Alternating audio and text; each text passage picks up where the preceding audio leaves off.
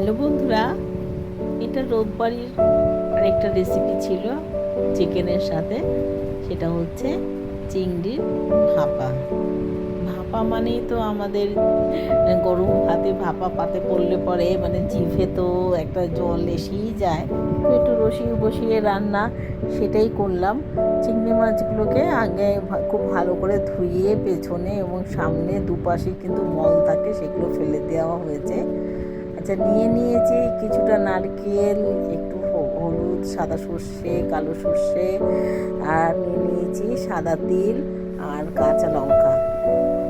মাছটা ভালো করে নুন হলুদ মাখিয়ে দিচ্ছি। আচ্ছা, তার আগে আমি এখানে গ্রাইন্ডারে কিছু দিয়ে দিলাম নারকেল, বেশি দিইনি নারকেল, আর কাঁচা লঙ্কা, দুটো শুকনো লঙ্কা, আর দিয়ে দিয়েছি সাদা তিল, কালো সর্ষে আর সাদা সর্ষে। সাদা সর্ষে বলতে রাই যেটাকে বলে সেটা দিয়ে আমি সামান্য একটু জল দিয়ে আমি এটাকে একটা খুব ভালো পেস্ট করার চেষ্টা করব। আচ্ছা, আর এটার মধ্যে পর্যাপ্ত পরিমাণে নুন আর হলুদ দিয়ে আমি মাছটাকে কিছুক্ষণ 10 মিনিটের মধ্যে মেখে রাখবো। কেননা এই চিংড়ি মাছ থেকে কিন্তু কিছুক্ষণ বাদে অনেকটা করে জল বেরোয়।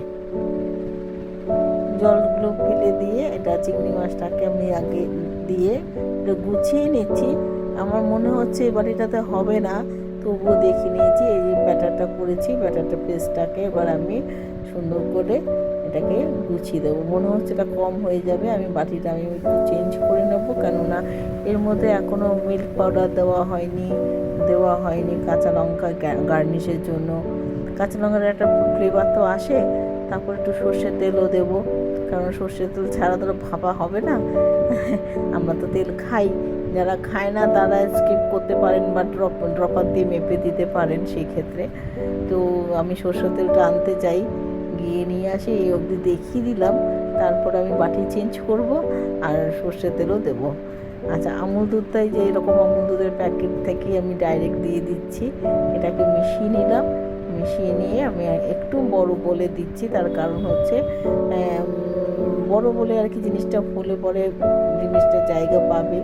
আর মাইক্রোওভেনে দেবো তো, কাজে চোখের সামনে কিছু দেখতে পাবো না, সেই ব্যাপারটা তো একটা থাকেই, ভয় ব্যাপারটা থাকে যে যদি বেশি টেনে যায় বা পড়ে যায় তখন জিনিসটা কি নষ্ট হয়। মাইক্রোওভেনটা নষ্ট করতে আমি চাই না, কারণ কাজ বাড়বে। যাই হোক, সর্ষের তেল দিয়ে দিলাম, খুব বেশি পরিমাণে দিইনি। আপনারা চাইলেন আরেকটু দিতে পারেন, আবার চাইলে একটু কম দিতে পারেন। আমি মোটামুটি ধরুন 25 গ্রামের মতন দিয়েছি, 2 চামচের মতন দিয়েছি। এবার এটাকে ভালো করে ঘেটে মিশিয়ে দিচ্ছি স্পুনের সাহায্যে।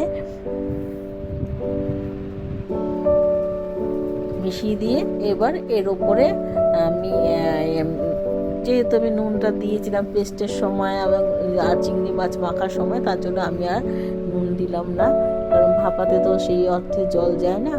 এবার আমি প্রথমে এটাকে 2 মিনিট দিয়ে দিলাম। 2 মিনিটে আমি মাইক্রোওভেনে এটাকে হিট করে নিয়ে এটাকে বানিয়ে নেব। তারপরে মাইক্রোওভেনে আমি শুধু গরম টরম এসবই করি, খুব একটা রান্না টান্না করি না। অনেক আগে করতাম, এখন আমি আর করি না। আগে আমি এটার মধ্যে ওই যে ইলিশ মাছ এরকম মানে কিছু জিনিস যে করিনি তা নয়। তো খুব ভালো হয়েছিল, কিন্তু এখন আর পারি না। তখন বয়স কম ছিল, সবই পারতাম, এনার্জি লেভেল অনেক বেশি ছিল। তখন তো আর ভিডিও করার ব্যাপারটা ছিল না। এখন ভিডিও করতে গেলে যেন 10 বার করে এটা ভুল হয়ে গেল, ওটা ভুল হয়ে গেলে, যেমন বাটিটা বড় হয়ে যাচ্ছিল, ছোট হয়ে যাচ্ছিল, এখন একটা বড় বোল বের করে তার মধ্যে দিলাম। খুব সুন্দর হয়েছে দেখুন। এবার এটাকে ভালো করে নেড়ে চেড়ে আমি কিন্তু আরেকবার কিন্তু দেব। তার কারণ এই যে মানে পর্যাপ্ত যেটা ঝাঁঝ সেটা যাতে খুব ভালোভাবে মিশে যায়, কোথাও যেন জলো ব্যাপারটা না হয়, তার জন্য আরেকটু যদি টানে সেটা মন্দ হয় না। আমি কিছু এখানে অ্যাড করিনি, শুধু ভালো করে নেড়ে চেড়ে ঢাকনা বন্ধ করে আমি আরও 1 মিনিট দিয়ে দিলাম। এবার 1 মিনিট এটাও হতে থাকবে, তারপর নামিয়ে সেটাও আবার দেখিয়ে দেবো আপনাদের। আপনারা লাইক, সাবস্ক্রাইব, কমেন্ট করবেন, অন্যভাবে কিছু রান্না করতে চাইলে আমাকে বলবেন যে আমি এই রান্নাটা দেখতে চাই মাইক্রো ওভেনে। আমি আগে কিন্তু করতাম, তখন এই ভিডিও না, তখন আমার ছেলে অনেক ছোট ছিল, সময় পেতাম, করে নিতাম। স্কুল চলে গেলে অনেকটা সময় থাকতো, সেই সময়টা অনেক কিছু করতে পারতাম, এখন সেটা আর হয় না। নামিয়ে নিয়ে আপনাদের দেখিয়ে দিলাম। এবার সার্ভ করার খাওয়ার অপেক্ষা। কিন্তু আমি এটা যেহেতু সকালবেলা মোটামুটি 11টা নাগাদ করেছি, খেতে দেরি আছে।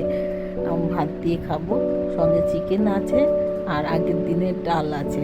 ডালটা দেখাইনি, চিকেনটা আমি এর আগের ভিডিওতে দেখিয়ে দিয়েছি।